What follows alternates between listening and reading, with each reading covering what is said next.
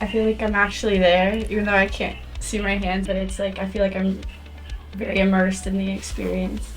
Being immersed in the experience is precisely the intent of new virtual reality technology being used to train physician assistant students at the University of Maryland School of Graduate Studies. I can see that the clot started in her atrium, went up to the left side of her brain, and now I can see the impulses are being limited on the right side of her body, which is causing the motor and sensory limitations that we can see on exam.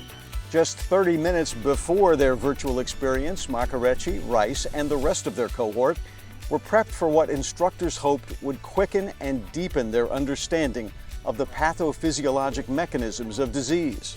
In this virtual reality scenario, Professor Sherry Hendricks examines a professional actor called a standardized patient who presents classic symptoms of a stroke. You have to embrace technology. We have 24 months to get 3.5 years of medical school in them. How do you do that so that the understanding is there, the knowledge is there, and the application of that? You've got to apply these medical concepts. You can't memorize this. So simulation really helps us. In those short 24 months, PA students must master topics such as anatomy, clinical practice, diagnostic tests, and disease over many disciplines, from family and emergency medicine to pediatrics and behavioral health. To fill that very tall order, Hendricks can rely on her skilled team at the University of Maryland School of Graduate Studies. But to step up the impact of that training, to help students get to what she calls aha moments faster, Hendricks wanted students in the classroom to get as close as possible to the real thing with virtual reality. For that, she called in another team, led by Dean Amitabh Varshney of the University of Maryland College Park's College of Computer, Mathematical, and Natural Sciences. Under the auspices of University of Maryland Institute for Health Computing, Hendricks, Varshney, and their teams utilized the largest volumetric capture studio in the world. Called HoloCamera, the studio simultaneously encodes the feeds of 300 cameras, allowing virtual visitors to walk around the space and view the exam from any angle.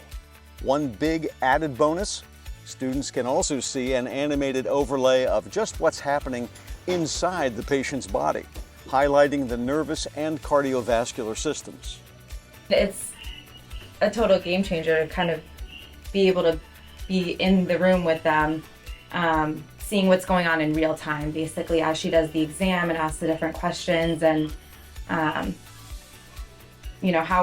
what's going on inside of her body is influencing her answers and her symptoms and her signs, all in real time. It was really cool to see her vasculature. I was able to see her heart in its chambers, and I surprised myself when I was able to look in and see her brainstem, looking from under her brain and seeing just all the firing and signaling and all the infarcted areas from her stroke as well, and blood vessels, everything. It was really cool. Wow. If I see a patient who presents with certain symptoms, I can, go back to that memory that I have of what I saw. And so that would allow me to be able to put pieces together a little bit more and faster as well, I think. Oh, wow. Okay. So far, only the stroke patient scenario has been produced for use in the classroom. But Hendricks is optimistic about producing more videos and introducing more technology, like the ability not just to see and hear, but also to touch and feel. It's exceeded my expectations. I'm not sure how the students were going to respond to the technology, but they're very tech savvy. I knew they would like it, but I didn't know how much they would absolutely love it. And many of the students came out saying, "Can I just learn every condition this way? This is how I best learn." I totally get it. Wow, that was really cool.